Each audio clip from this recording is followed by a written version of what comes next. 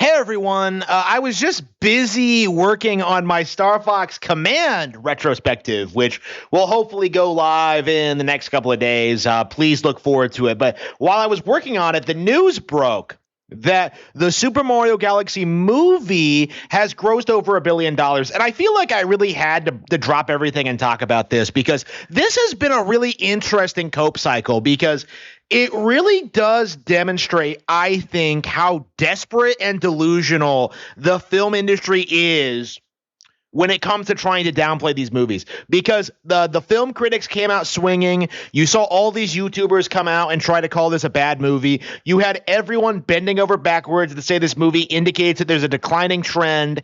And in actuality, this was a very well-received movie among its audience that honestly gets better and better upon rewatching. And I look at the criticisms of it, and every single time it really does boil down to the fact that the viewer, the critic, doesn't really understand what's happening.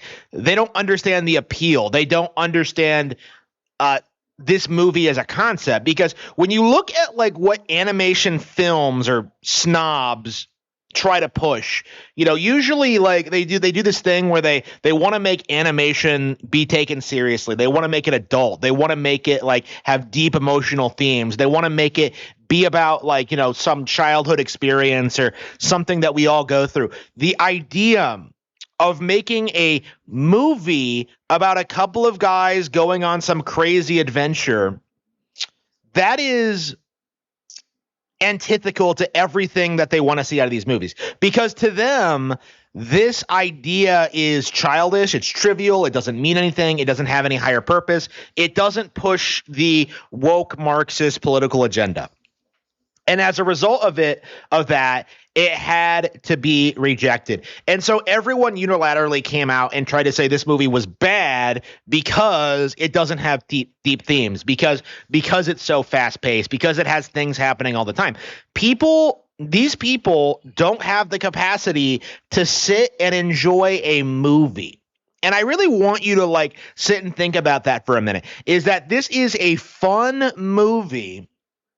And the audience has an issue with that, because these people genuinely think animated films should be important, that they should be pushing ideas, that they should be promoting people as good little communist ideas. Okay, they should be converting people to the woke agenda. And because this movie didn't do that at all, they rejected it. And when that rejection failed, when the movie made over $1 billion at the box office, these guys bent over backwards and did everything they possibly could to justify it. Going into this, we were told that like this movie wouldn't crack $1 billion. We were told that it was a massive step down from the original movie. We were told that this was a huge disappointment, that audiences were disappointed. I saw so many YouTubers try and say that their kids hated it, and like the actual experience that people had, the real experience, is that people went to go see it, they enjoyed it, and then they went home, and that's fundamentally all a movie really should be.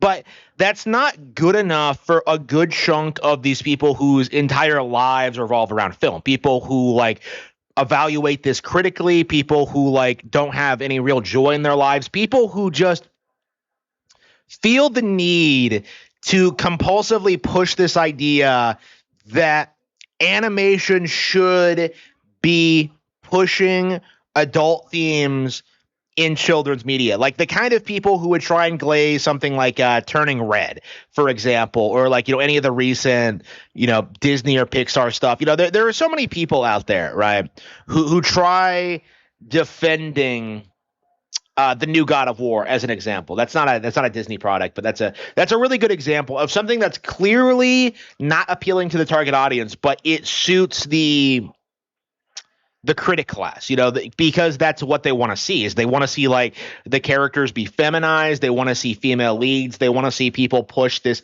kind of woke political agenda. And Mario Galaxy at its core does not only not do that, it goes against it in several critical aspects. For example, it's established that Rosalina and Peach are extremely powerful princesses who are capable at doing things and are capable of like going out on their own and having adventures, right? That's pretty clearly established. But when you look at like Mario and Luigi in the plot, when you look at like how much they do and how much they contribute and how much they do, you really see a huge dissonance between how Mario Galaxy handles its characters versus the entire rest of the film industry. This is a film franchise in which every single one of these characters is useful, right? You know, in any other movie, Luigi would be completely incompetent, would never get involved in fights, would be a complete joke. He would be completely ineffectual. He would be like, I don't know, the Hawkeye or something of the group, right? In this, although it demonstrates his cowardice and his inability to do certain things, like what you get is this really good dynamic where you really understand why the Super Mario Bros. Are heroes.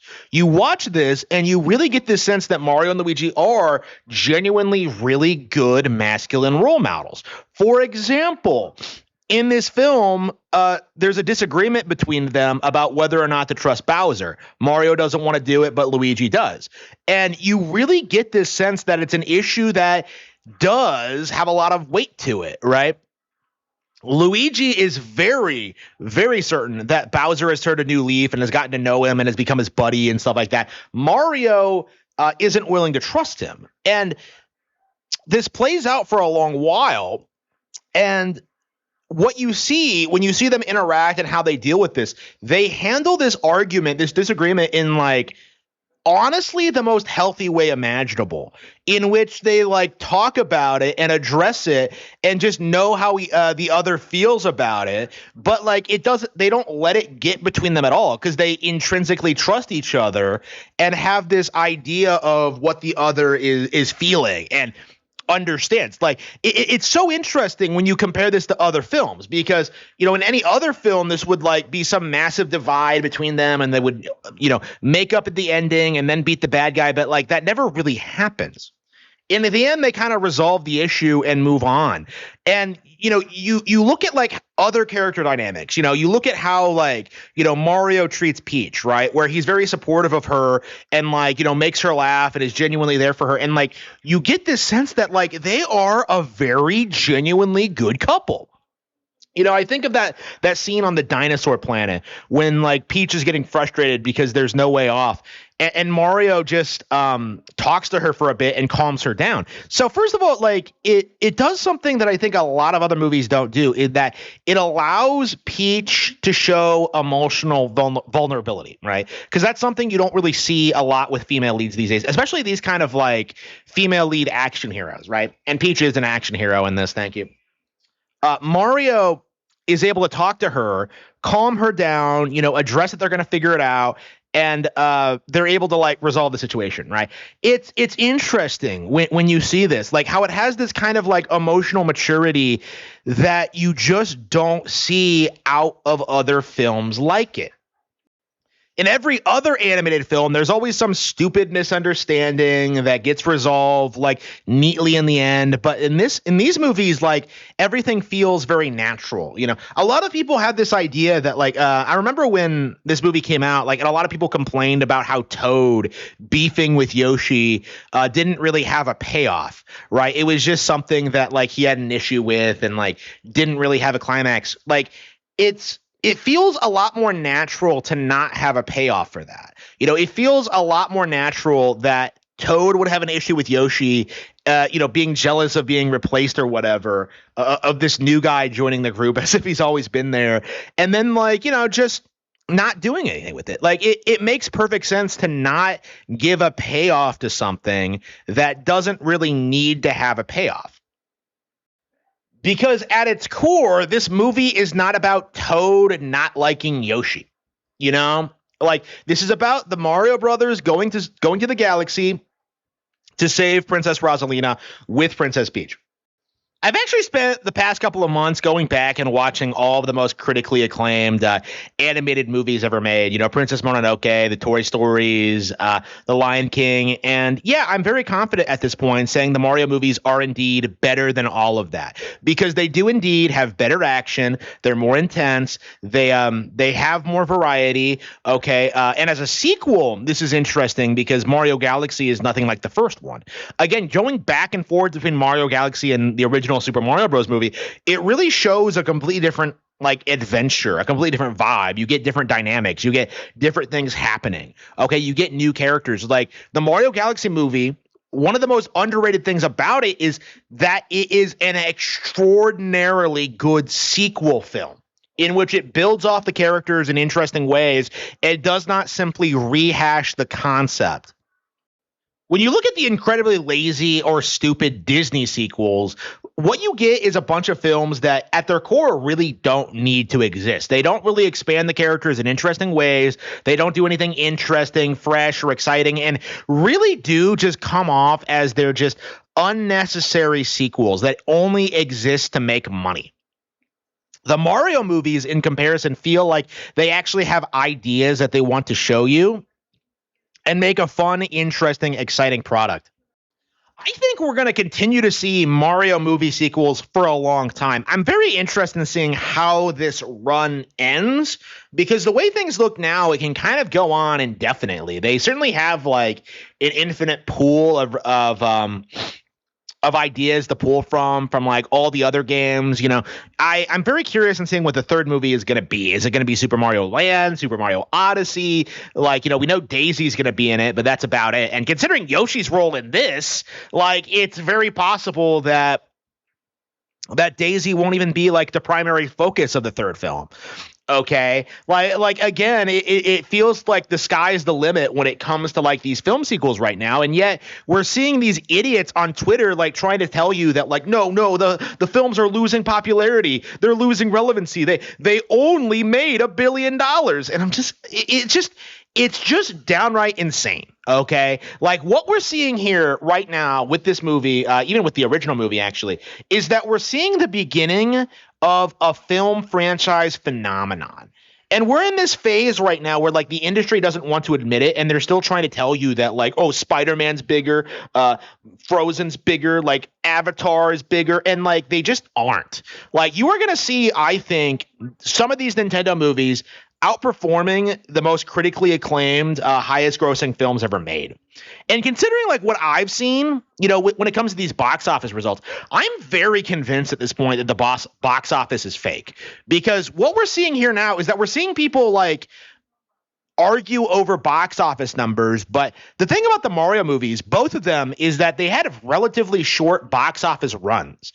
Like when you compare this to like Barbie, which stayed in theaters significantly longer, the Mario movies were only in theaters for a very short period of time, and it grossed like about the same.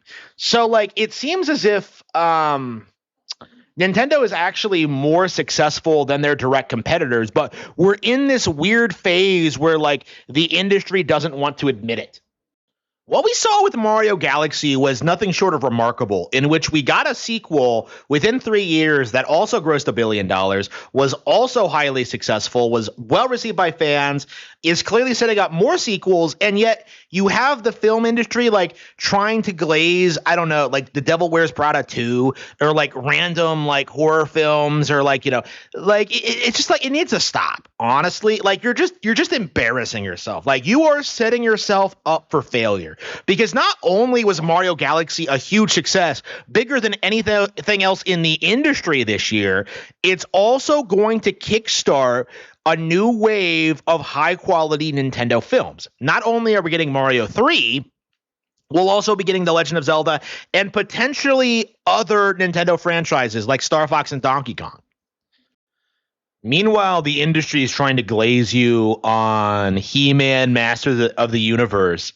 And it's just like the difference in quality between these two films, the difference in relevancy between these IPs is just astounding. You have people saying that like, well, Mario Galaxy is only the highest grossing film of the year until Marvel comes out with their next one. It's like they don't seem to understand the position they're in, where Marvel is on the way out. It's never going to recover. It's going to fall off. They don't have Stan Lee to leech off of anymore. They've done all the classic comic book storylines, and now they're in like their decline period, right? Mario is bigger than ever. It's way more popular and iconic than any comic book character, especially that overrated blue boy Superman. We're seeing like how Nintendo has dominated. Nintendo has won, and yet like we're still in this period where people just can't bring themselves to admit it. And I'm really wondering at what stage this is going to change, because one of the things I always see is that you have people coming out that like and saying that like nobody liked this movie, everybody hated it. I've never spoken to anybody who liked it.